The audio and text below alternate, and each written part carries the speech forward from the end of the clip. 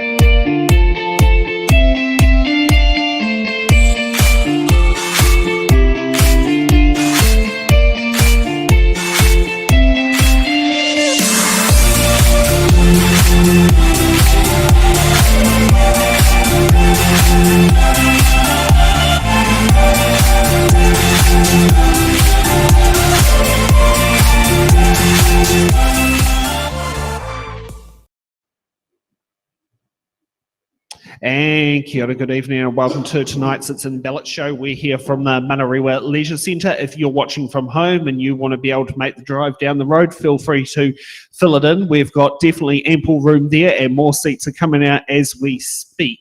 So tonight we have 2 empty seats and 2 candidates here who will be vying for the Manurewa electoral vote for this upcoming election. And I'd like to introduce them and welcome them to the show. Now we go for. Now, do you shorten it to Hino or Hinurewa? My full name is Hinurewa. Hinurewa. I just need to greet you because I'm standing in for Siva Kilari. Yeah. The Manurewa candidate tonight. So he sends his apologies. He can't be here due to whānau reasons. So I'm the Māori candidate for national. The Tamaki Makaurau seat, Hinurewa Taha. So kia ora. And thank you for stepping in at the last minute, because I do know it was very last minute chop and change, but you know, we're glad we've got a semi-full house. And we've also got Caine here, who's is a Manurewa candidate. How are you this evening? Oh, fantastic.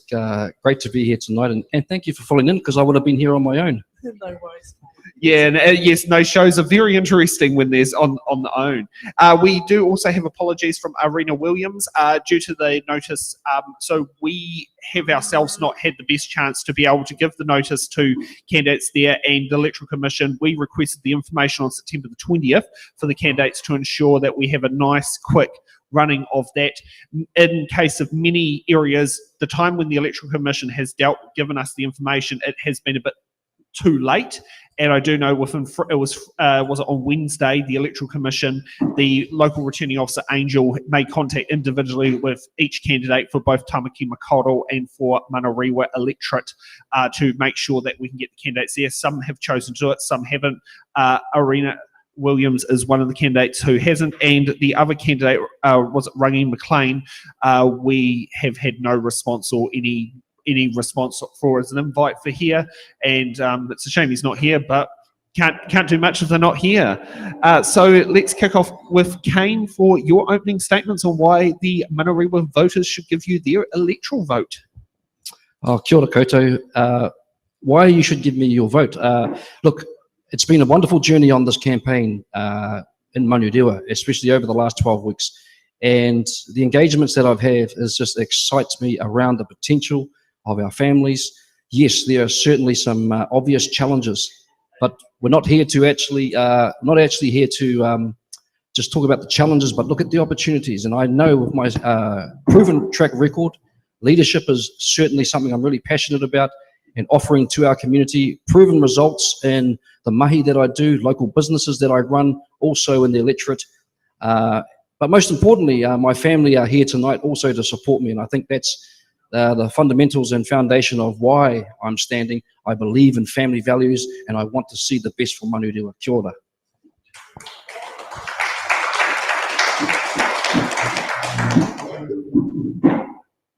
Okay, Hinurewa, would you like to start with your opening statement on why the Manurewa voters should give Siva the electoral vote? Well, kia ora, and thank you for having me this evening. And I'm delighted to be standing in for Siva tonight. I'm just a little bit of a groupie and a little bit of a fan of his. So when you did ring me this morning and said, hey, Hinurewa, do you think you could stand in for me?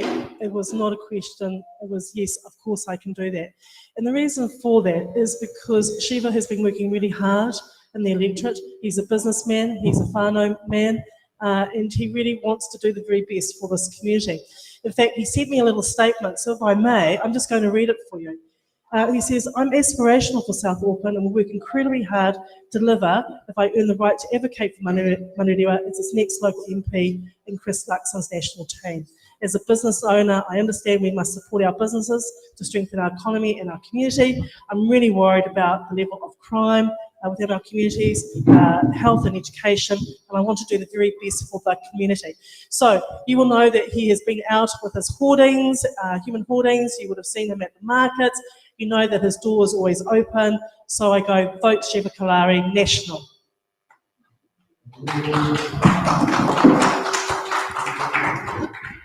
Okay, thank you for that. And we're just hopefully with a few tweaks and settings we've electronically turned up the brightness on the computer software, as well as having the camera sitting down there and doing its job.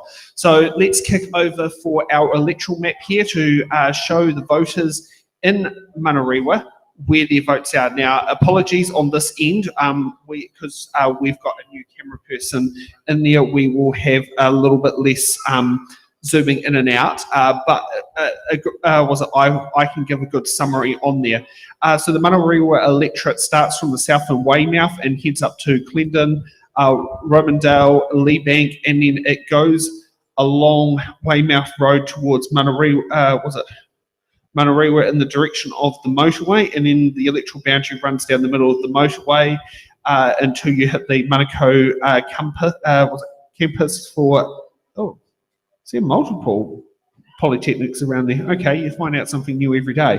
And then it weeds around the top of there along the southern ends of the boundaries of Papatoetoe, including the suburb of Puhanui, and then heads back along around where the tank farm is for the fuel, and then back around. Its surrounding electorates are Papakura, Takanini, Mangere, Otahuhu, Pamua, I might have that the wrong way round, and I think it's Tamaki. I can't see what the electorate names are looking at the map, and I'm not the best expert with Auckland electoral boundaries myself, but that is the good summary of it. Now let's get to the next part, the questions we think you'll be asking after watching today's show. Let's bring that up on screen when I have a camera operator that can actually put that on screen.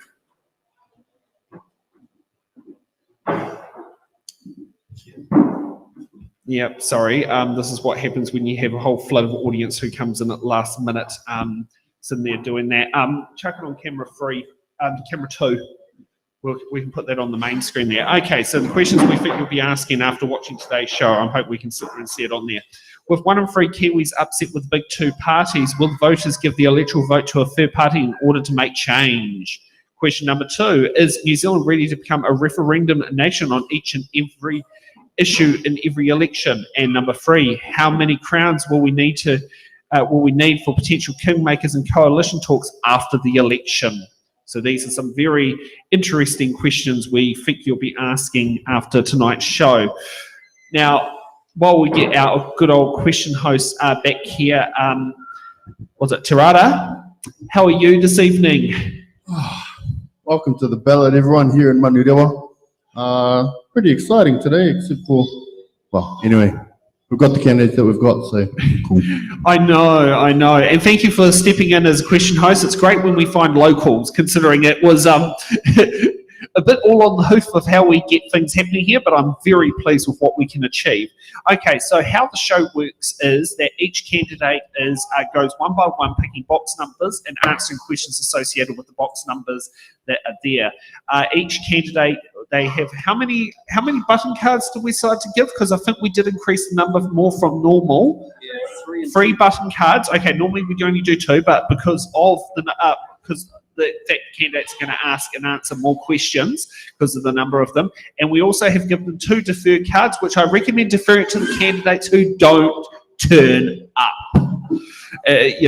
So that's how that's what we recommend there. So let's kick off. Caine, what box number would you like to pick? Let's go for number 13. Let's go for number 13. So box number 13.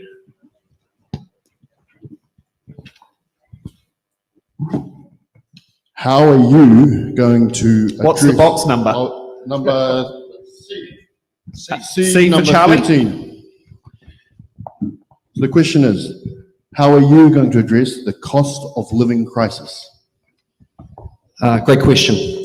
So in my journey on the campaign, I've been door to door, and it's very evident with the cost of living, the impacts on our homes, which is rent, mortgage, food, fuel, all the basic necessities of life. And you can't help but not notice it, not only in what they're saying, but also just in the, in the way that they're talking through the challenges. How we're going to address that is basically we need to review the irresponsible, reckless government spending by billions of dollars. Like a household budget that I'm familiar, I run my own home. It needs to be able to fit to function, living within our means. Our government does need some parental supervision in order to help it perform better financially. And this is going to help to set up the next generation for success, not debt. And that's something very important. I think Vision New Zealand is always next generation minded. So the debt we have today is the debt that our children are going to have to wear or carry into their future. So we've got to be very serious about this question. Thank you. And you want to use the button card? Let's kick it off. We've got our first button card on the first question. It would be remiss of me if National didn't talk to this particular policy around the cost of living. This is something that Siva has been really focused on, how we ease the cost of living. National's policy is around tax relief to our communities, because we know how hard it is whānau are doing it currently.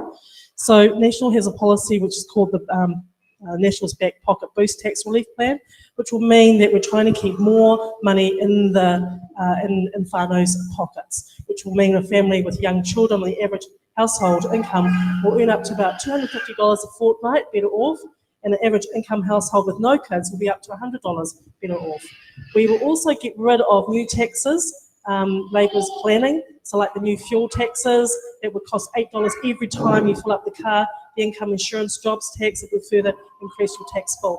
So look, all I would say to you is that if you feel like doing a bit of research, go onto our website, have a look at the tax relief, use our tax calculator, National's tax calculator, and see how much better off you will be fortnightly in your pack, because that's really important, because we know that we need to make sure that you earn better and you have some relief at the end of it. Kia ora. Okay, now what box number would you like to pick? 2. So, number 2.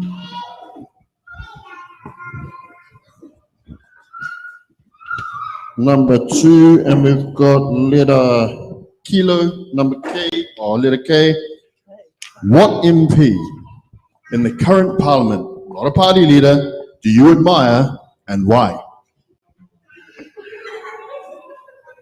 I thought that was a trick question, but obviously it's not.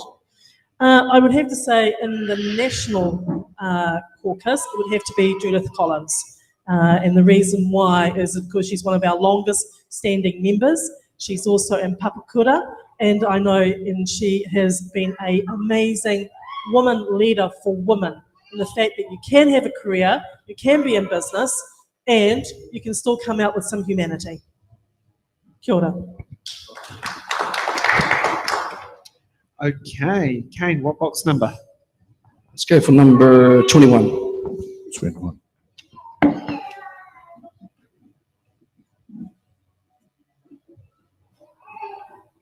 21 T for Tango. Even though our state highways are managed by New Zealand Transport Agency, should district councils and residents have the final say on speed limits that they have imposed? Yes, Vision New Zealand believes yes, those roads are best placed to inform the appropriate speed limits for the areas from locals. I don't have anything else to add to that question. Well, that was very short, sharp, and brief. Should I do a button? Gee, you're going to use them up very quickly. Well, you know, I'm a bit that way. And also, too, it's a good question. Yeah, go ahead. Yeah, and I've got 3. So, you know. So, would your party consider which one was it again? T. T, even though our state highways are managed by New Zealand Transport Agency, should district councils and residents have the final say on the speed limits that they have imposed? And locally, it will be Auckland Transport. So government works with Auckland Transport on the speed limits. As you would possibly know with National currently, is that we've worked with Auckland Council on this, as with all our councils right through the country, and we are looking to increase from 30 to 50 in some areas, and we're 80 to 100 in some areas as well, and that policy has come out. That's all I wanted to say on that one. Kia ora. Okay. So what box number? Oh, me, again. 20.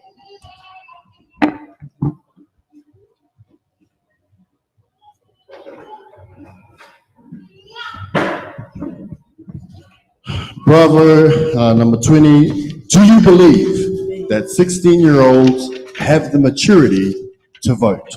No. Well, that's short, sharp, and quick. Okay. And now we've got Caine using his button card, which I think someone online is saying it's a bit unfair, one candidate button in, but doesn't know about the button cards, clearly. So Caine, what are you butting in on this time? Yes, it is no. It should be 18 years old, and I guess I want to qualify that because I have a 19-year-old in my house and a 17-year-old. So they're on the verge of one is voting and one will be voting. So from the maturity of even my own children, I know that it's probably important that we keep the age of voting age 18 years old. I think they're ready to vote at that age. They're mature enough to understand challenges in the country. And yet our 16-year-old, let's just let them be young, let them grow into it, and the age of 18, they'll be able to make that vote. Now, here's something where I'd like to put forward a supplementary. Currently, to join the military, so if you want to join the Army, the Navy, or the Air Force, you can start from age 17. Would 17 potentially be a better place, considering, you can go off to war at 17, but you can't vote to 18? That's a good point that you make there. It's better than the imprisonment one that everyone keeps seeming to referring to.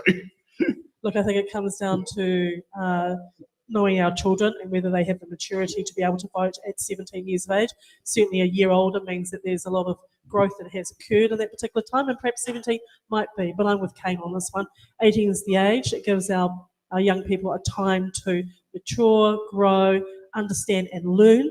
At 16 and 17, they're still learning. By 18, they should have a bit of smarts about them. And you want to add any 2 cents worth, Caine? Well, no, because I got the approval. No problem. I always wanted to ask that one that came on there. What about, military service? Because you can start from 17. And I do know someone who actually did. Okay. Caine, what box number? Let's go for 14.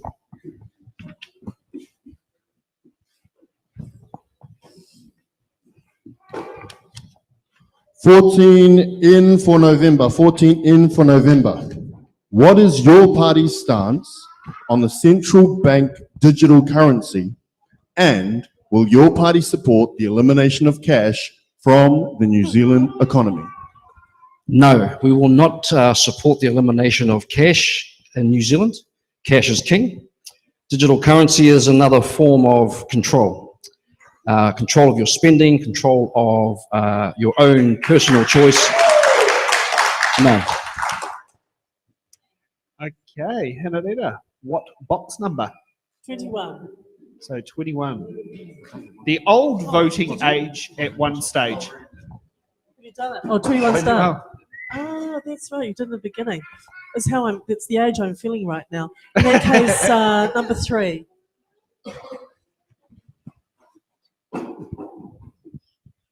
Number 3, Echo. Number 3, Echo. The future of local government report says a significant fund is also needed to support climate change adaptation activities. How is your party going to respond to this issue? Well, look, national government will meet New Zealand's climate change targets by supercharging renewable energy, unlocking new technology to reduce agricultural emissions. We've just released our climate change policy, and I'm really pleased with where we're going. We know that they're so one of the things National is really being big on in our policy and from our leader is looking at what the targets are currently, making sure that we can look at the key drivers of emissions around agriculture, energy, transport and industry, and also to how we embrace new technology. So we'll look to ensure we have the infrastructure New Zealand needs to double renewable energy generation, and we will strengthen the economy in the process. Kia ora. Thank you.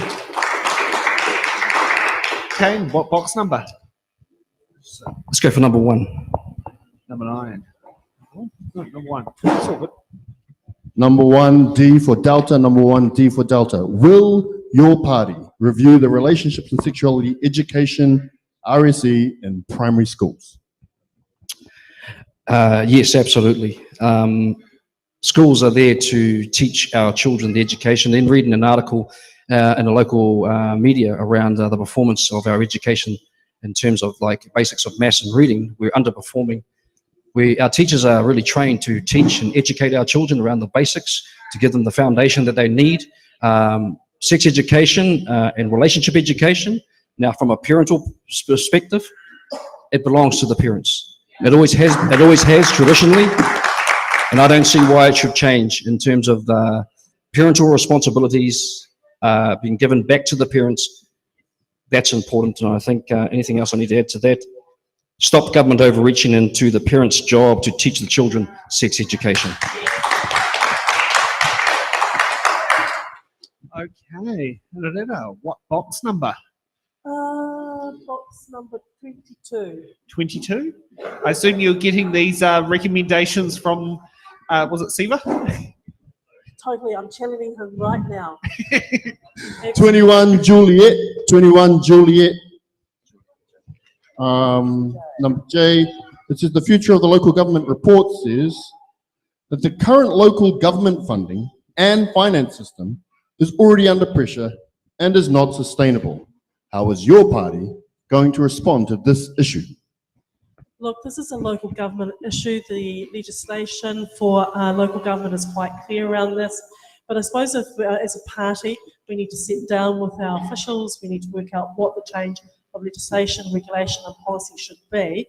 But once again, this is around target solutions are required to funding solutions, and obviously and rates remain as the main taxing point when it comes to what our finance models will look like.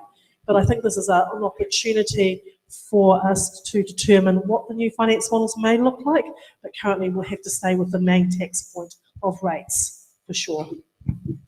That's a tough question, that one, isn't it? Yeah, it's a very difficult issue for councils. Yeah. It's like people say live within your means, but at the same time, you're limited on how you can collect your income. Whereas central government, the sky's the limit, legally speaking. Totally, absolutely. So, once again, it comes down to looking at I haven't read the future of local government report, so I'd have to go through and analyse it and see what their key measures and outcomes would be. But certainly, the best way to look at a new finance model is to work with our business analysts who don't cost a huge amount of money, and being able to work with our councils to determine what that new finance model will look like. And obviously rates is a huge thing for all of us. Some of us can afford rates, some of us can't. We need to be able to ensure that there is relief there within our rate system. I think through COVID we saw that, but that needs to continue on. Now that's a personal opinion, that's not a National Party opinion, so kia ora. That's right, we love that. Caine, what box number? Let's go. Number 9.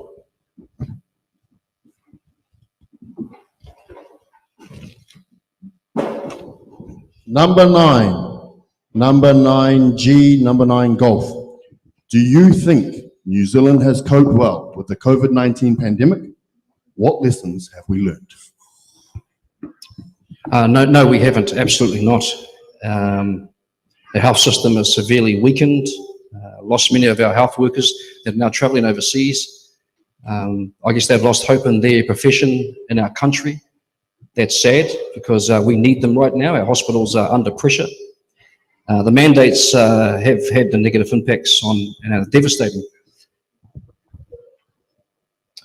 And I guess we should never ever be divided again like we experienced in the past 3 years.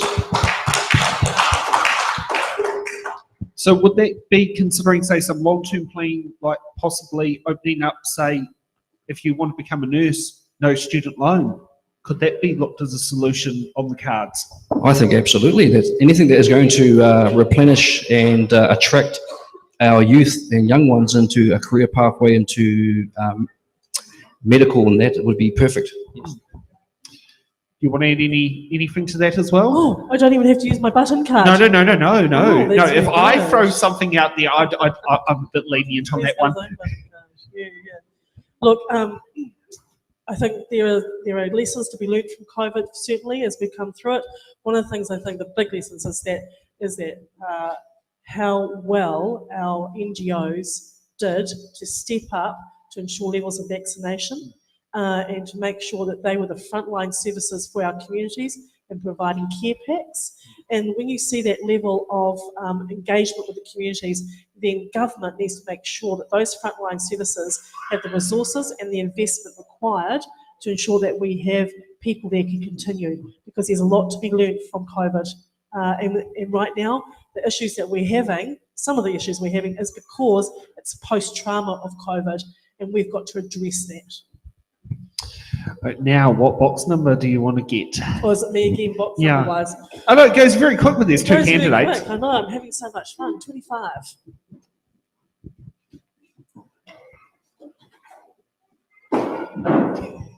Twenty-five Alpha. Alpha, is that an A? Yeah. Phonetic alphabet. Over the past few years, New Zealand has suffered from many forms of division. How would your party reconnect people and heal the divide so we are a united country once again? Do you know what? I wrote defer. I was going to defer on it, but I won't. I won't get Well, angry. you can defer it to Arena. Yes, that's a good point. No. How would your party reconnect people? It's hard, isn't it, right now? Because, we're seeing right now, New Zealand, Aotearoa needs to heal, and we're not healing. And we see the racial divide is becoming bigger. We see racism at the forefront, and we see Māori and our communities being used as the football field, as they are saying. So how would our party reconnect? Look, I'm a national centre-right thinker. And for me, it's always been about what my levels of tēnā rangatira looks like. It's about equal citizenship. It's about taking my people with me. For me, that's Māori, because that's who I'm with. It's about ensuring that I can articulate well enough what a National Party policy looks like, then how it's going to enable our whānau, our families to grow, how we can support our rangatahi, and how we can be what I call tikapuna aroha, show truth, love and honesty in everything that we do, which is so important. Now, these are cultural values that we don't talk about well enough at times, but perhaps sometimes we just need to get back to basics. Whānau Ora is a policy that I am very much a supporter of, because it's about working as a family. It's a centric approach to everything we do around growth and development. And the only way you can do that is by actually understanding the needs of the communities, working with those frontline services, and being able to find out exactly what is required to progress things forward. Okay. Caine, what box number? Number 23. That's a lot of questions. 23 Mike M, and the question is, what is the worst thing that has happened to New Zealand politically over the past 3 years? Okay, here's the first thing. I would call it the death of democracy.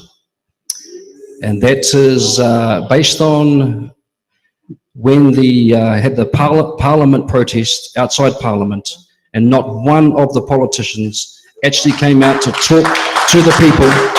And they weren't just one group of people, they were an example, or I guess a group of people right across the country. Māori, Pākehā, gathered down at the Parliament steps. Not one politician actually came to address them. And I understand there was a cross-party agreement for them not to go down and talk to the protesters, the people of New Zealand. And that's when I believe democracy had its death notice.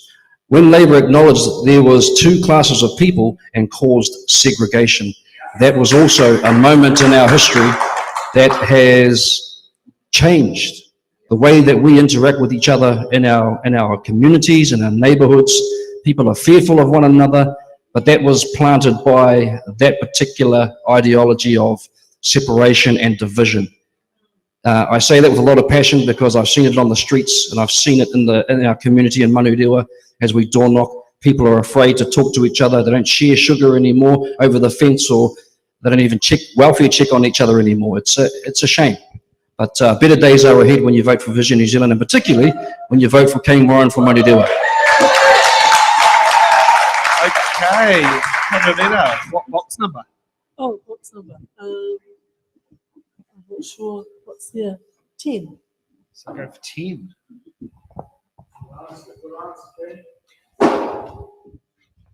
10L, 10 Lima. Health workers who work for Health New Zealand are still required to be vaccinated against COVID-19. If elected, will you change that law to remove this mandate? Well, currently, National's policy on this is that while masks are no longer mandatory in most settings, they're still required in healthcare settings. So I suppose it's a question of what the need is, and if we're in government, we'll need to review it. Some places, such as workplaces, marae or special events, may ask people to mask up, but this is at their discretion. People may also choose to continue. Lift the mic up a little bit. Sorry. And if, in these healthcare settings, primary care, urgent care, hospital, pharmacies, age residential care, some of these are there in place to protect our frontline services as well as the community. So, that's important. But once again, I suppose it'll be reviewed what the need is and what our community says and what they require. And Caine's using another button card.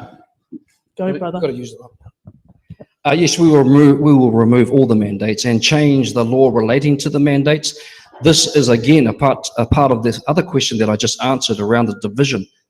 The mandates have to go, and I really truly believe they need to, and that's the laws that are relating to the mandates as well. Want to ask an additional question, because some people are going to ask, what about other vaccinations such as polio? What is the position with those vaccines? Because most those vaccines, I think, now correct me if I'm wrong, but I think you need the polio vaccine to even attend a primary school. Well, or measles, that's the other big highlight that's just come in the last 24 hours as well. I think we just have to remember that there are certain vaccinations that have been there for a reason.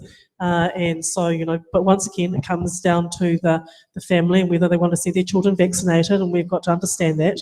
But there are vaccinations that are in for polio, rubella, cervical cancer for a reason.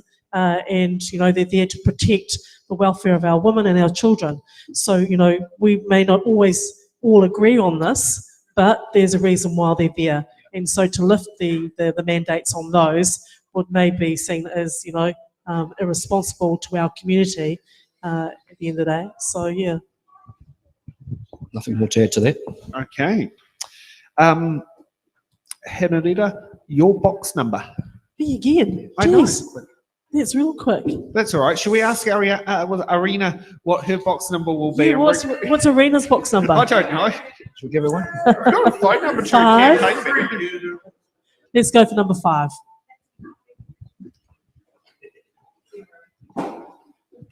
Number 5, hotel. Number 5, H. The question is, property investors often outbid first home buyers at house auctions.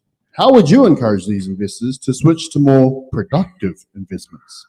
Now, is that to Arena or Rangi? Let's defer it to Arena, shall we? So, when you got time, Arena, on Facebook, please post your answer, or on YouTube, or on TikTok, or on Instagram. Property investors often outbid first home buyers at home. How would you encourage these investors to switch to more productive investments? And please use the hashtag It's in the Ballot. Well, that worked well. I like that. Caine, what box number? Number 11.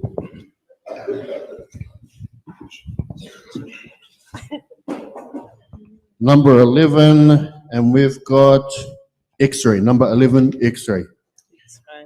What is your stance on the export of live animals?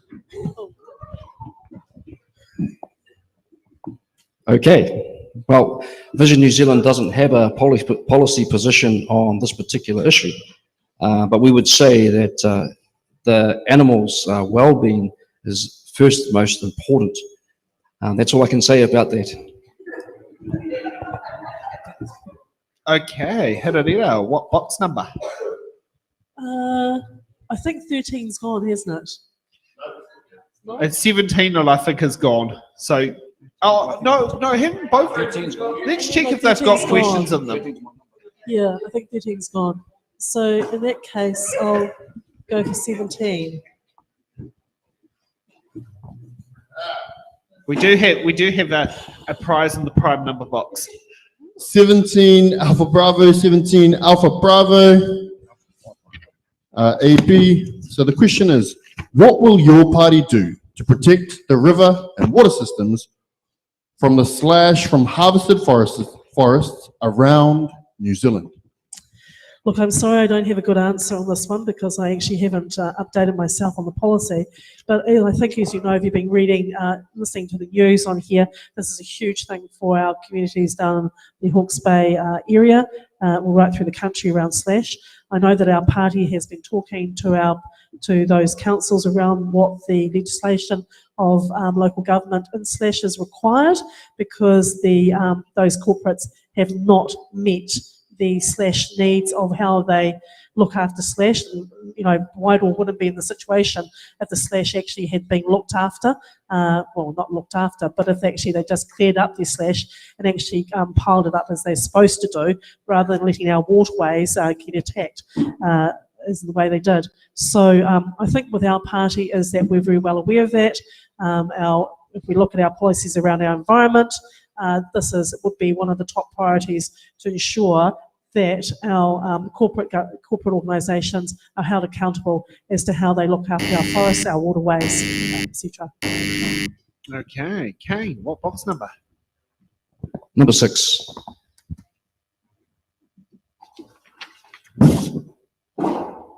Number 6, Yankee. Number 6, Yankee. Letter Y.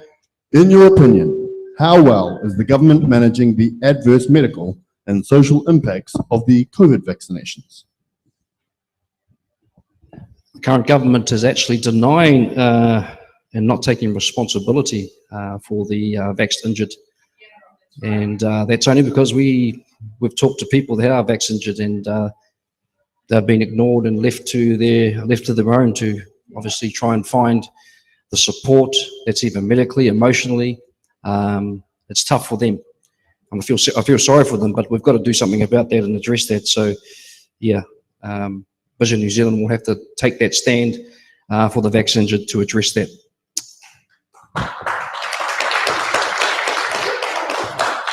Oh, Hinurewa, what box number? 4.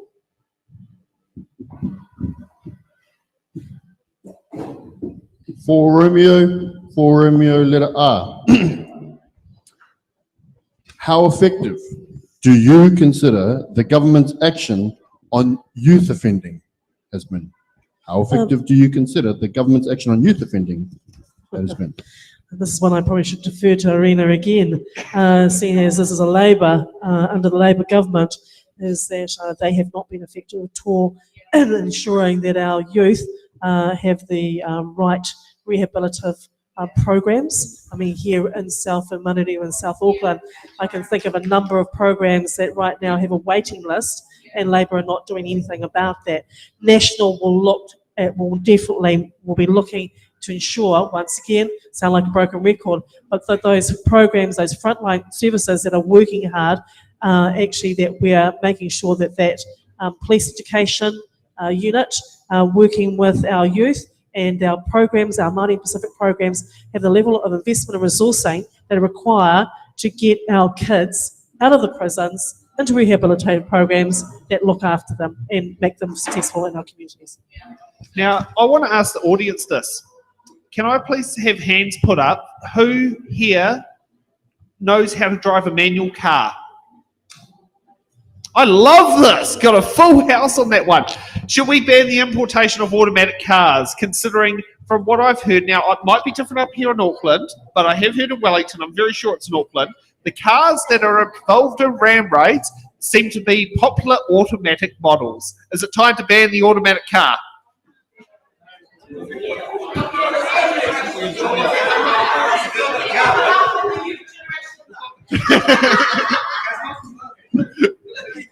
Definitely got time for conversation there.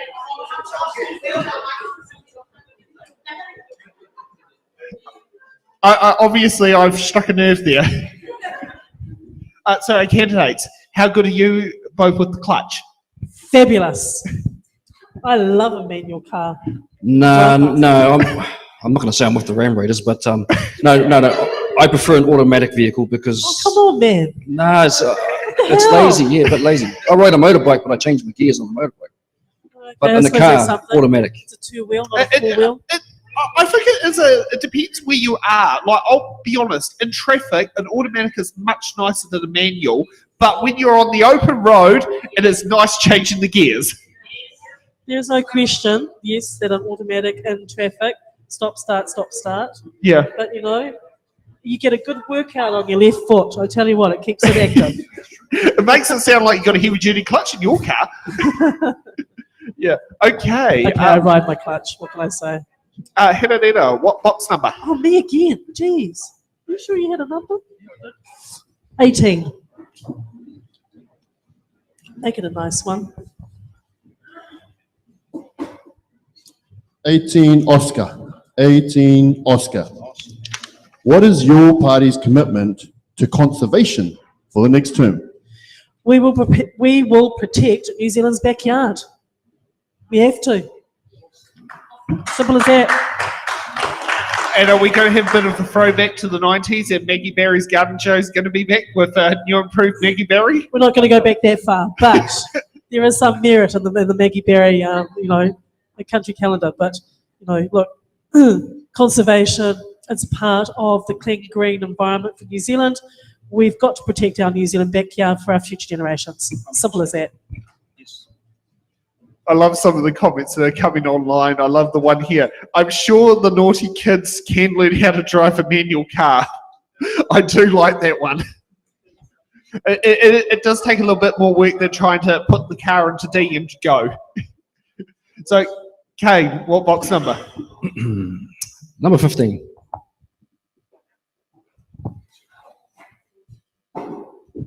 Number 15, India. Number 15, India. Is government spending on cycling and cycleways a waste of money?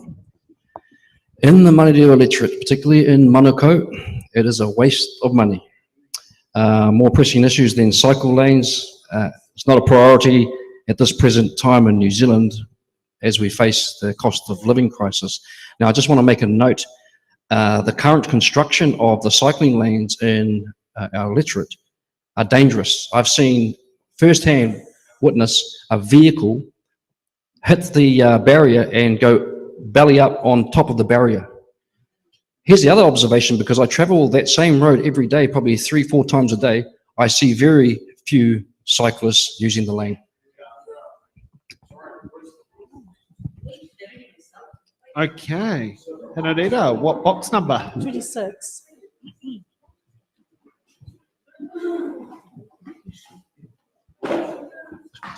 26 Papa, 26 Papa. Would your party advocate for introducing a sugar drinks tax to help combat obesity, dental decay, type 2 diabetes, heart disease, and other chronic medical conditions? P for Papa, if that's what you're trying to look on the sheet. That's P, eh?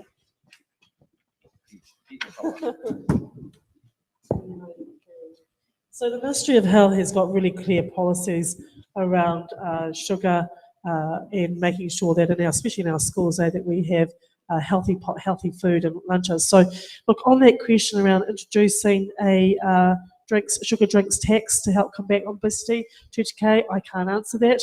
I don't know what our policy is on that particular area, but I do know that our Ministry of Health has been working in this particular space for quite some time.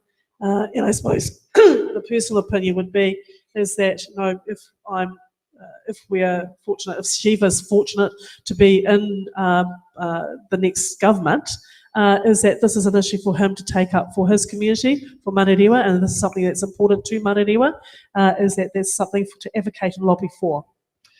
Now, here's some interesting facts to put out there. Trim milk has more sugar in it per litre than blue top milk. And we also worked out that coconut milk actually has less sugar than blue top milk in per litre.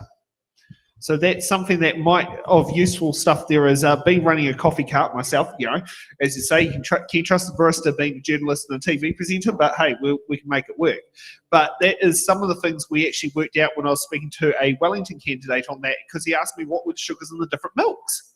And yeah, we were shocked to find out that coconut milk has a lot less than cow's milk. Go and add, yeah. Okay, I want to add to that because so just remember that the price of milk, though, in supermarkets and dairies, far exceeds a bottle of fizzy drink. Exactly, that's so true. And so, you know, as much as there is sugar in the milk is far better for your health than the 1.5 raspberry fizzy drink. It's true. How did you know I like my raspberry? I worked you out. Can we just have a little comment? Because, I mean, the thing is that this comes down to education, doesn't it? Education with our families and our whānau about healthy choices. And so, you know, like when my daughter was growing up, I didn't let her drink Coca-Cola, for example. Lemonade was my choice. Not too sure. I still don't like Coca-Cola today because of what it can do. And we've seen many things. But when you consider the high percentage of Māori and Pacific who have diabetes, is that then we do need to cut out the sugar, the fructose, which is a problem for our kids in our schools. And so I think, you know that question about advocating is that we need good data, robust data, which you've presented, that give us the facts so that we have informed decisions around making sure healthy choices for our whānau are understood. Okay, Caine, what box number? 16.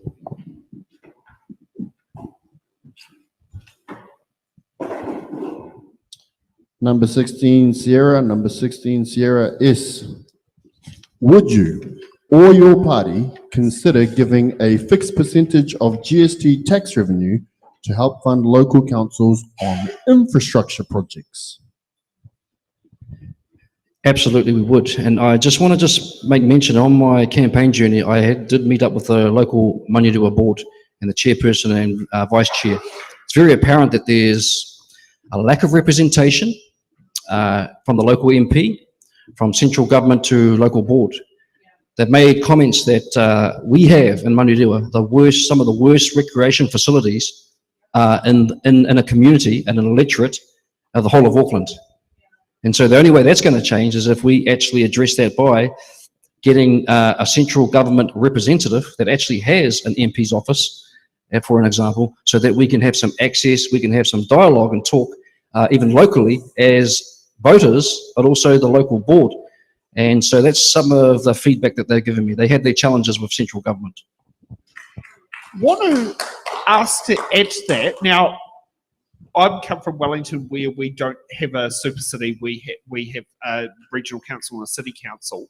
But one of the things I do know that the Captain Coast has is they have community boards which effectively act like glorified residents associations. Is that kind of the feeling we're getting from the community board structure in Auckland?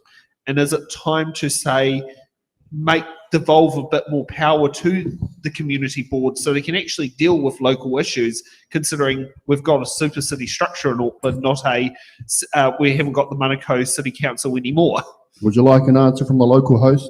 Go ahead. So in 2010, when the government formed the super city, what they have is called the governing body, which is about 20 wards across the region. So we don't have a regional council. We've got a governing body, and then they share power with 20-something local boards. So essentially, it's supposed to be that local boards and governing body have the same power, but actually GB's got $2 billion worth of budget, and local boards have considerably less.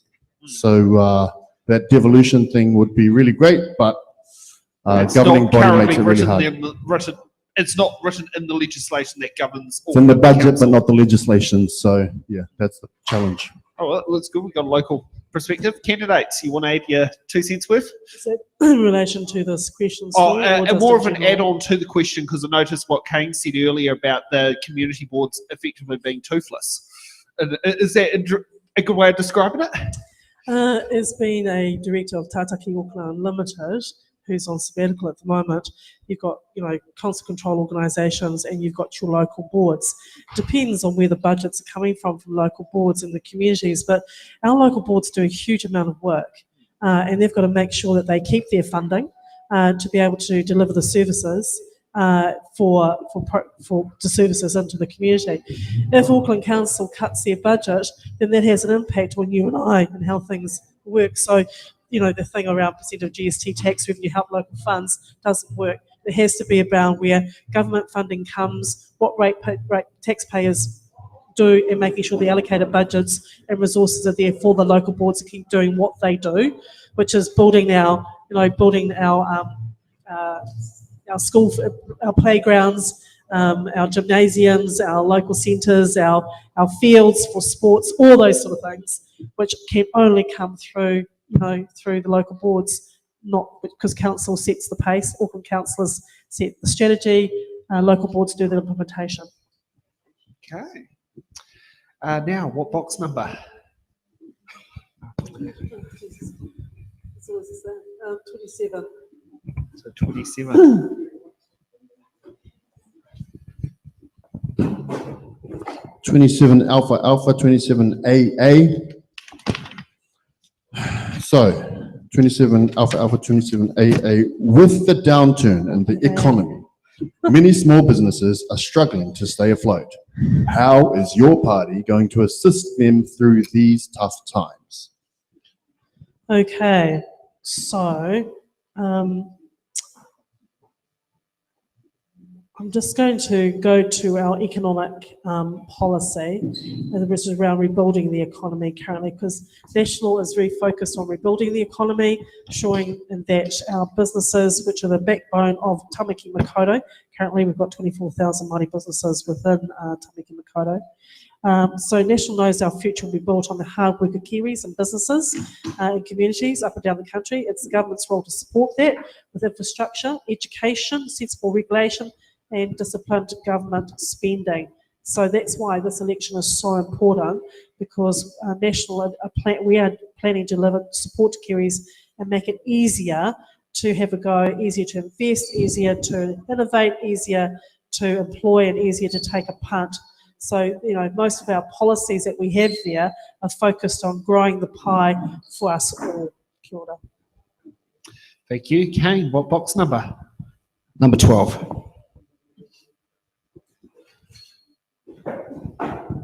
Number 12, Victor. Number 12, V. And the question is, what do you think will be the main issue that will decide this election?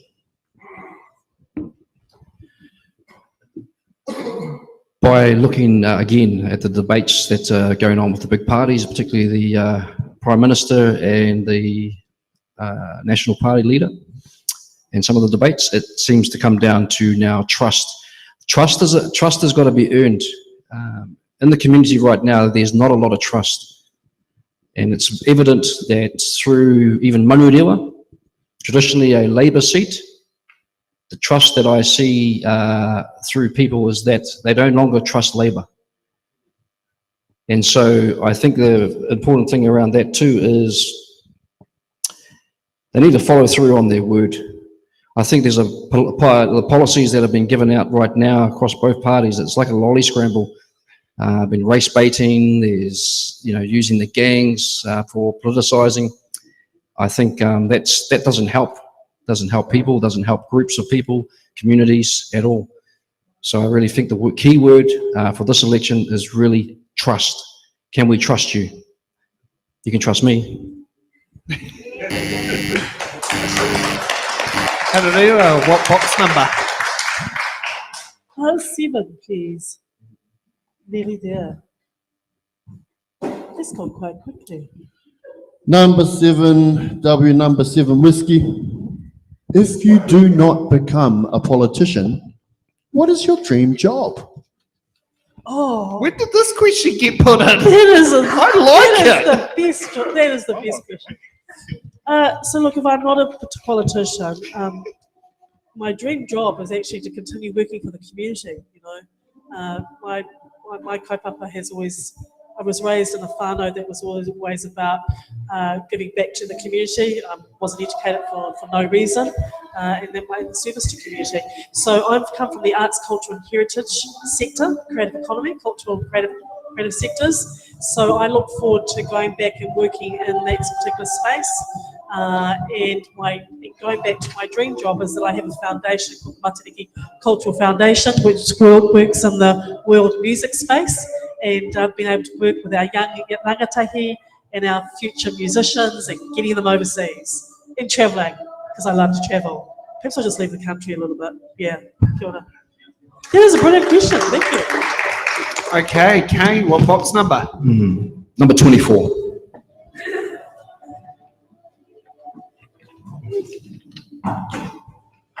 Number 24, Quebec. Number 24, Quebec Q. What is your party's position on the Three Waters reform?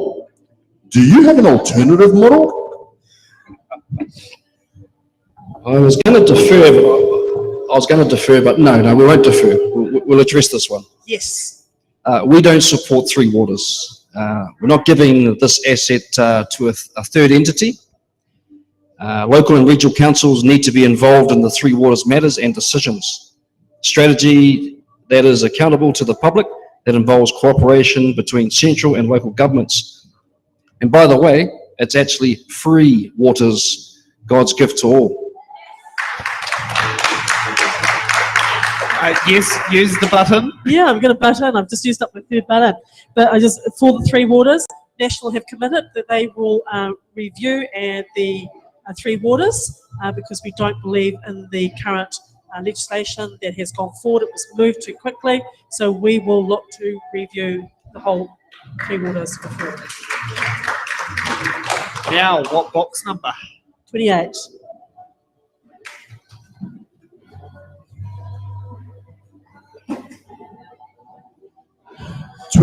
Uniform, 28U. Do you support the right to women's safe, legal and timely access to abortion in New Zealand? It's a tough one, isn't it, that question? Because abortion is actually a woman's right. That's my personal opinion. And I think it's our policy's right as well, as to whether you're pro-choice or pro-life. But if the woman chooses to do that, yes, they need to be safe. They need to know that they are safe, but that it's their choice to do it. That's my one on that one. Do you want to use your button? Yeah, last one. This election is, from what I've experienced, it's the first time I've got into a campaign. A lot of what I'm hearing is based around economics, my money in my pocket, what gains I can get, and I understand that. But there's also the moral issues, and I speak on behalf of the Christian community. And Vision New Zealand is all people, but founded on Christian values. We're pro-life, and we will repeal the harsh abortion law, increasing pro-life education and learning, but also establishing a mana wahine facility that obviously supports our women through the pregnancy, through birth, also through adoption, and also supporting them through with a push gift of $2,000 to recognise them bearing the child and bringing this beautiful child into this beautiful world. So I'm just saying that on behalf of pro-life. I know there's a lot of divide on this issue, but it's very important that I had to just make that statement on behalf of Vision New Zealand as well. Thank you. Kia ora, Caine. Just want to quickly ask, where does Vision stand when it comes to things like miscarriages during the pregnancy? It has been known that if you do have a miscarriage during a pregnancy, keeping the non-living baby in the body to a full term can be detrimental to the woman's health. Would that be one of those processes where, because it's technically classed as an abortion to remove the dead fetus from the body, but what for miscarriages, where would you draw that limit? Yeah. Because I mean, I'd rather see the woman live to tell the tale than potentially have something go wrong, as that has been seen a lot in the United States, where medical procedure says one thing, but the law has gone the other direction that says they've got to fly, say, from Texas to California to have what should be a life-saving procedure. So where's the line when it comes to that sort of situation? You will rephrase the question. So effectively, if there's a miscarriage, sometimes there's 1 in 3 pregnancies and miscarriage. Some do happen post 20 weeks, which is the one where it's not quite you've got to go for a surgical procedure normally to. Can I just stop you on that question? As a woman, I find that quite hard, because at the end of the day, is that when a miscarriage happens, it's not a woman's choice, whether it's pro-life or pro-choice. Exactly. Right? Now, I know Caine will answer that, and he'll answer it eloquently, but you have to remember, when a woman loses a baby, and I have lost 5 in my lifetime, it is not my choice to lose that pepe. There is a difference between pro-choice and pro-life. Pro-choice means is that I carry my whakaaro, my personal opinion, and which will be different, and I respect what you said, Caine, is that if I had an unwanted pregnancy, it is my choice to choose, be it my religious beliefs or not, and I am a Catholic girl, but I go down the woman's rights side of things, which is not where everybody sits, but we have to respect as women each other's point of view and choice at the end of the day. Kia ora. So I must have to answer the question. So it's her choice. Yep. Okay, thank you. That's something that's goodly sorted. Okay, what box number, Caine? Number 8.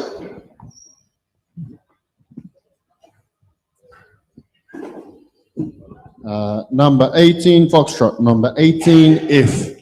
And the question is, number 18F, current information from overseas indicates that vaping is not a healthier alternative to smoking. I really wanted this question. Children of primary school age are becoming addicted. What is your party's plan to address this health concern?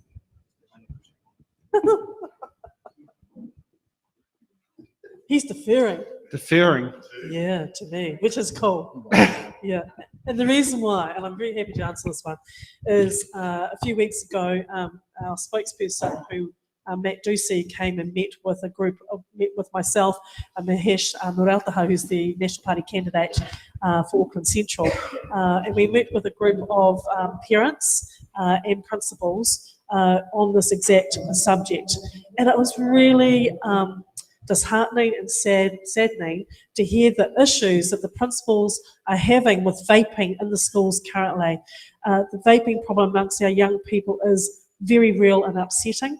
Many children as young as 8 is happening in our schools. I can't believe, no longer is it about alcohol. This is actually not, it's detrimental to our health. It's hard on our parents, on our at the end of the day. And I can't believe how big this nationwide problem appears to be falling currently. So they feel that this issue is falling on deaf ears. The great thing about having Mate Ducey in the room was that we don't have a policy currently here, but he sat and he listened to this group of mothers. And there certainly is really good to know that there is vaping, I've forgotten the name of the group now, Vaping Mothers, I think it is, who will advocate and lobby hard to see that there is a change in these rules. Currently, there is a discussion around whether this vaping should be prescription, and that is something yet for our party to decide on. But I was really delighted that we were able to sit and talk and understand more about this particular issue, and that if there are others out there who have feeling the same, that they can come and talk to Siva about this, and that Matt Ducey will be our first Minister of Mental Health, because the mental health issues for our young people is becoming so heightened. I still don't understand well enough. So thank you. Okay, and box number 19, I gather. That's my age, yes. I thought you said you were feeling 21 earlier today. Yeah, I'm getting younger every time. 19 Zulu, 19Z. The question is, successful organizations always have continuous improvement programs. What improvements will your party make in the next parliamentary term? Well, look, this election is all about economic policies, and I'm delighted to know that our leader, Christopher Luxon, along with Nicola Willis, have prepared for us a really robust economic policy that will address the growing the economy, our infrastructure, climate, education, and health. And that we've got a 100-day plan of the things that we're going to look at in the first 100 days. As to what the improvements for the party make in the next parliamentary term, who knows what they could look like, in the sense of what they could look like, because it's not until you're in government and that you're in there as a member of parliament, as Siva will be. Yes, Siva, member of parliament for Manurewa, I'm hoping, fingers crossed, and same with myself, is that then as we work as a caucus, we'll be able to determine what needs to change and what we need to do better and be better at. And thank you, candidates, for exhausting all questions. Can we please give them a big round of applause? What we like to have here is have having all the questions gone. So we're going to take a quick break, and we'll see you back in 10 minutes' time for hard-hitting questions.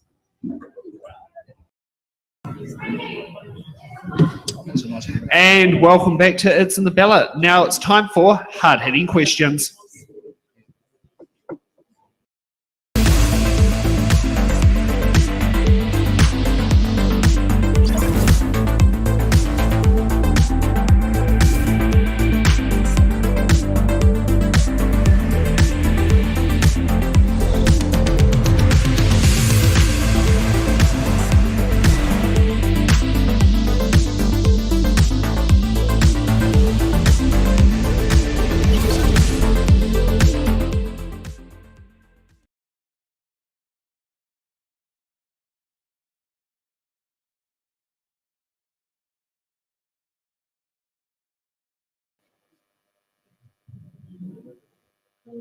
Okay, so hard-hitting questions are the questions we get every candidate on stage. I'd like to ask the ones who aren't on stage, but they're not here tonight, so you can leave that to your imagination, or you can sit there and ask them yourselves on social media. And hey, we're encouraged to hashtag It's in the Ballot. So with hard-hitting questions, these are questions that could be a bit topical for the community, and we want an answer from every candidate. Now, one thing is here, candidates can't use in the button cards, well, because they're already going to be answering the question, and it's no point using your defer cards because, well, you defer it to someone who's already going to be answering it. So we've got two hard-hitting questions this evening. Our first hard-hitting question, what is the most pressing issue in the Manurewa Electorate? Let's kick off with Caine. I think you might have, you've seemed to be very good, well-versed with the door knocking. Yes, the most hard-hitting issue facing Manurewa, according to a research done, is crime. But also I can validate that from knocking on doors, visiting local shops and businesses, it's crime. And so I know National and Labour have a similar offering to the voters, around 300 extra cops. But that's, to me, that sounds like a scratch record. We've heard that before. We need a new approach. What I've observed also in our community is visiting some of our organisations and social service agencies, Māori Wardens, Manurewa Business Association, and also community leaders, coaches of clubs, rugby, pastors, the whole lineup of what I call community champions. There's enough resource to pull a group together and begin to address crime, boredom of our young people, giving them youth activities, programs. So Vision New Zealand would like to be able to provide family support because the crime is coming through family breakdown. And family breakdown needs to be addressed by our programs and resources, but we need the funding from our central government to provide them the funds to do the work that they need to do, especially with our whānau in Manurewa. Okay, Hinurewa. Thanks, Sam, for this question. Siva Kilari, who's your candidate for Manurewa, has sent me 3 key bullet points. So I'm just going to read them and share them with you. His first one is around living cost has increased so much that our families are spending a lot of time working or seeking financial support from other means to put food on table and meet weekly, fortnightly or monthly expenses. Tax relief is what's going to support and help our communities currently. We have a significant amount of children who are not in school or pursuing further education towards a better future for themselves. We need our parents and community groups to encourage education for our whānau to secure a better future for themselves and build emerging leaders. Agree with Caine, Siva agrees with Caine, crime has become so loosely managed right now. It needs a framework that can also encourage offenders to become better citizens, manage more engagement for police to reassure the safety of our people, especially our elderly, is needed. And I'm just going to add to that, is that in a community like Manurewa, you need your police, you need your local communities, you need your Māori wardens, all working together to address the crime issue.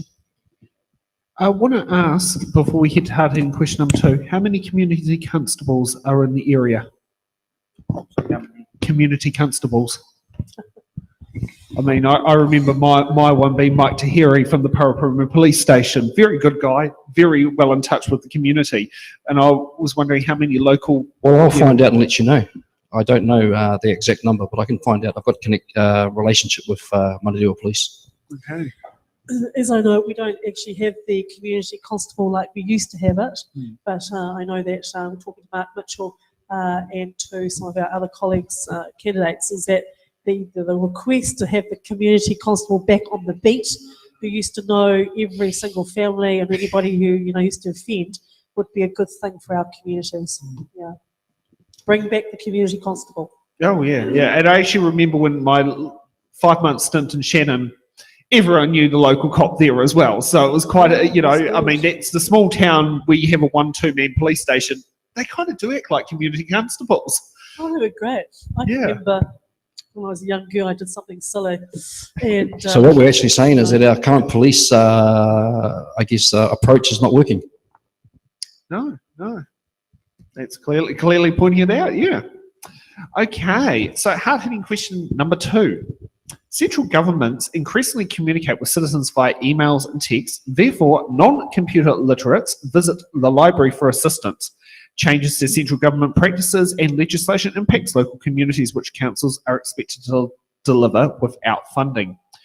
Do you believe that central government should form partnerships with councils to deliver central government services? If so, how should these partnerships be funded? Hinurewa. Well, that's why you have local government and you have a council and local boards who actually fund a number of these the visits to libraries and assistance. So that's what they're there for, local community boards, to be able to support that. But if you're looking at central government and what central government can partner with, then the answer would be this, that government will partner with local governments to create city and regional deals to create long-term pipelines of projects to increase economic growth and productivity. Siva has let me know that we need to unlock land for housing by requiring councils in major towns and cities to zone land for 30 years worth of housing demand immediately. and provide housing performance incentives for councils with a $1 billion fund, which National is committing to, for building full growth incentive payments for councils that deliver more new housing funded by stop-fail programs like KiwiBuild. So that's where the level of partnership should be with local government and central government. When it comes to the community services, we've got to make sure our local boards have the funding to be able to fund at that level. Caine. The answer is yes, and there should be partnership funding, keeping the funding local with good accountability. And again, I've done a really good job of getting around the community and meeting with organisations. Some are funded, some are not funded. A lot of unsung heroes out there in the community that I believe if we had advocacy and some good management from a local level, we could actually raise far better potential and even service providing on the front line regarding our families. As I mentioned earlier, got to say it again, family breakdown is a big issue in Manurewa, crime and safety, and I guess if we had that resource without it being clipped, the ticket being clipped too much, so it doesn't get to the actual funding that it's allocated for the community, projects, programs and outcomes, then I think we would be a community that would felt supported by central government through down to local government or council or board. And so I really feel that that's really important to address on behalf of frontline workers, especially within social services. And thank you for your answers there, very informative. Okay, now we're off to my favourite part of the show. What would be the first members' bill you put in the biscuit tin?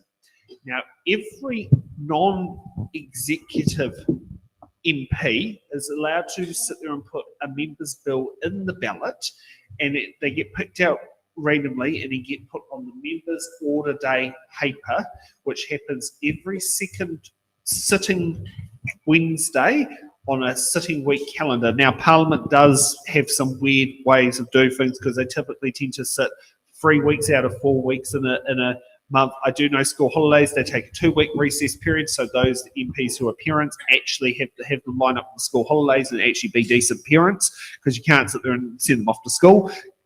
So those are the sorts of things that happen in there.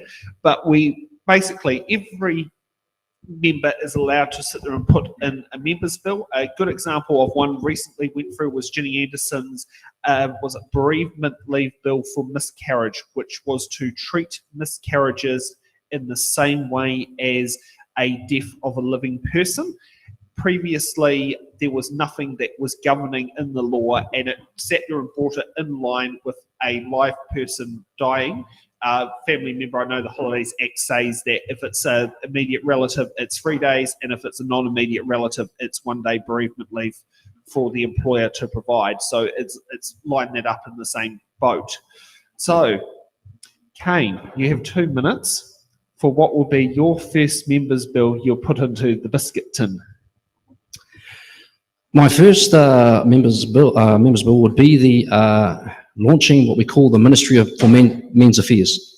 We currently have a ministry for women, for children, and for family, for the Auckland Bridge. And I really believe that a Ministry for Men's Affairs would be something that we as a country could benefit from. Reasons being, where there are men underperforming in areas of mental health, employment, our justice system as an example, there needs to be attention given to that, and also resource. I really believe that the improvement of our men contributes to the improvement of our family. We register very highly, and I put my hand up as a man here tonight, saying that with domestic violence towards our partners, our women and our children is something that is of a shocking nature. That needs to be addressed.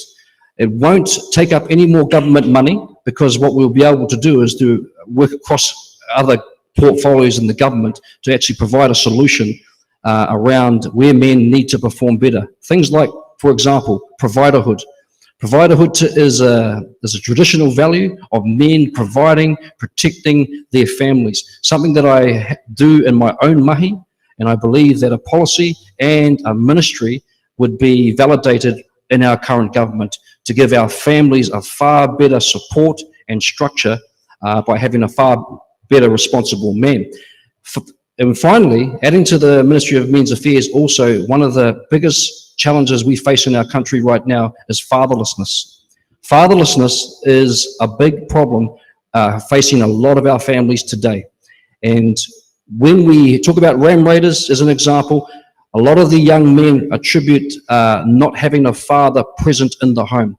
With the Ministries of Men's Affairs as a policy, that would be able to help address some of those root issues and bring solutions to our country as soon as possible. Thank you. Thank you for that. Sounds very interesting, and I'm looking forward to seeing that being drawn one day. Was it Hinurewa? What would be Siva's first members' bill?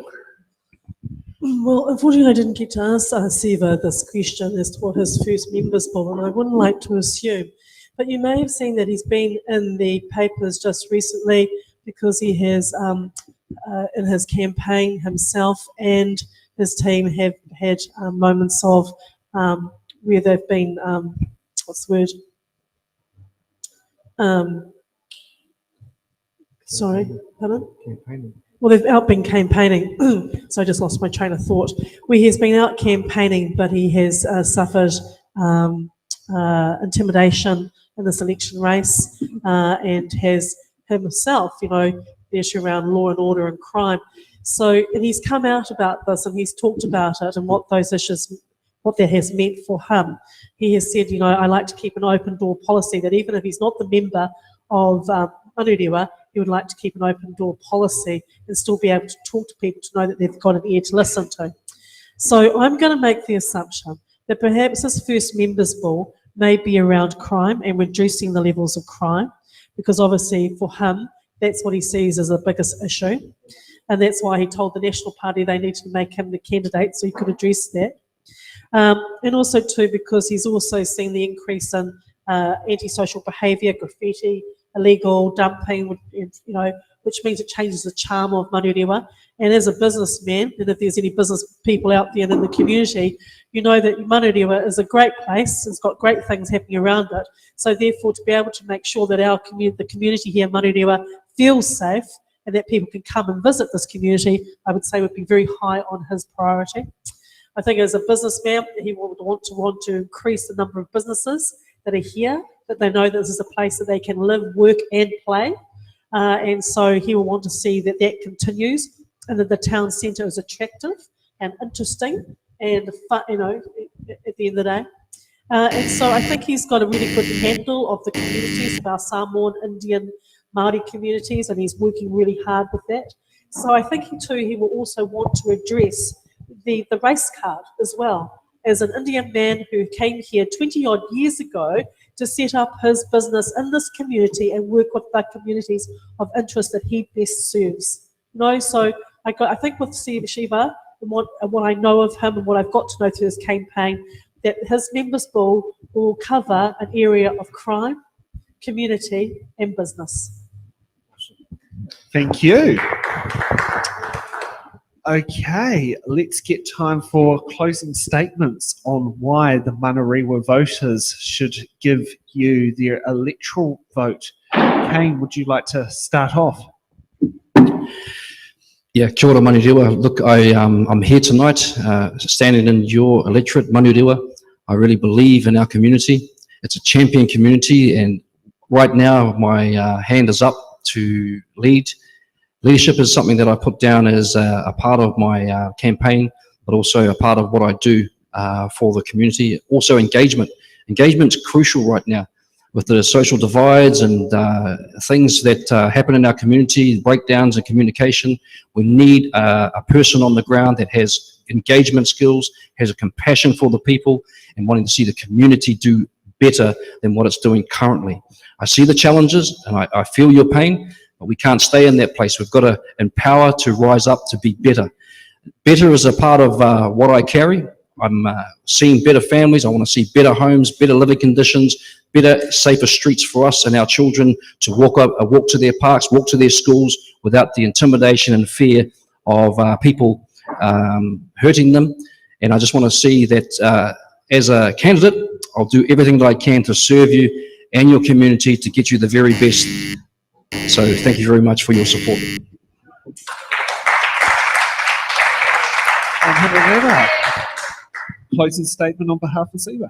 Closing statement on behalf of Siva Kilari, your National Party candidate for Manurewa. So the statement is this, is that as a National Party candidate for Manurewa, and in talking in the discussions with Siva, is that he is committed to easing the cost of living. He wants to see incomes increase. He wants to see better employment for our youth, and he wants to see better infrastructure as well. And he is committed to all those things in ensuring that our communities of interest address the issue of crime and feel safe in their homes and on the streets of Manurewa. Siva Kilari is a good man. He is committed to the campaign. He is up at 6:30 in the morning, and he is still on the doorstep at 6 o'clock at night. And his team, he has 100% behind him. His story is one of rags to riches story for him. He's a businessman. And so I would say, if you want somebody who's got your back, Siva Kilari has got your back in this campaign. Kia ora. Thank you. Just want to address, there has been concern about the buzzer that goes off.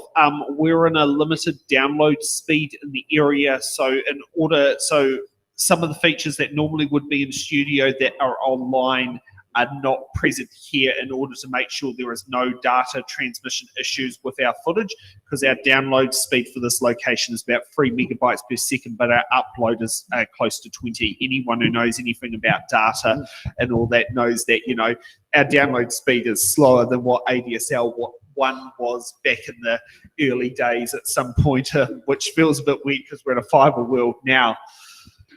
Now, just before we go, Tarata, you would like to... Yeah, kia ora tātou. On behalf of all of our voters, it's important to thank, first off, the Ballot Show for coming all the way to Manurewa. Thank you very much for giving us as voters the opportunity to hear from our candidates. To all the online viewers, thank you very much for making this happen. And a huge mihi to our studio audience for engaging in this process, engaging in this kaupapa. And last but not least, hat off to every single person standing in Manurewa, all 4 of them. It's a really big challenge to do that. So hats off to every single one of you. Thank you very much to the 2 that actually showed up here tonight at in the ballot. Tēnā kōrua, and thank you very much, everyone, as we sign off on It's in the Ballot. And thank you for stepping in as question host. It was only walking in, meeting you, and Jill managed to talk you into it. And thank you for sitting down there and giving us that local experience that, put it this way, I personally wouldn't know. I'm in an area that is very, I'm not as politically aware what happens in Auckland. As I say, this is the most far north we have gone. And now it's in the Ballot Show before. And I mean, last local body elections, the furthest north we went was Otaki. So, and I mean, anyone knows where Otaki is. It's, was it within a 90-minute drive from the Beehive? So it's quite a bit of achievement here, because I think by driving, we're probably 9 hours to the Beehive. Yeah, thanks. Yeah, on a good day. If you get a bad day, it could be 12. Yeah. Now, we do have a few more shows coming up. We've got Auckland Central, which is tomorrow at the unusual time of 2:30 p.m. if you'd like to tune in online. Then we have the Mangakiki Electorate at 7:30 p.m. on Sunday if you'd like to tune in online. And we also have the Pakaranga Electorate also at 7:30 for those who want to tune on online. Now, here's something we've got to give. We are 8 days away from voting. And I've just had a QR code for those who are watching online. Those who are in here won't see it, but we can sit there and get it out. We're going to be having our election night show, and we'd like to know if you could ditch watching Channel 1 and Channel 3 and watch It's in the Ballot election night show, where we will be with different candidates, and you can have a watcher party with the crew and various different people who will both be both in studio and connecting remotely from different parts of the country, contributing their bits to it. We'll have a bit more of a community appeal. We might have a couple of political commentators, but we won't be flooded with political commentators. Have it on the night, see what's happening with the different candidates happening, and see what's happening all over the country. So we're going to be having that. So if you are online at the moment, you can scan the QR code that's on one of the corners of the screen. I'm not exactly sure which side. And you get your Eventbrite tickets, which will email you the link of the show so that you can actually watch that live. Or you just sit down there and wait for It's in the Ballot Facebook page to go live. Because we would love to have your audience on there. And, let's look at it in a different way, Let's watch the way It's in the Ballot runs an election show tonight. So fingers crossed, and I think we've got a few keen people in the audience who seem to be, wanting to ditch TVNZ and media. Was it TV3 for It's in the Ballot? So yes, now we're going to make it for the night. Thank you, candidates. Thank you, the crew. Thank you to Ian and Jill for running the show here. Tarada for being question host, and Stacey for doing the remote editing all the way from Wellington. As I say, this is a bit of a team effort, and even that, we're in, Auckland, we still got Wellington making things work on all things here. So thank you for watching, and we'll see you tomorrow at 2:30 p.m. for our Auckland Central debate. Good night.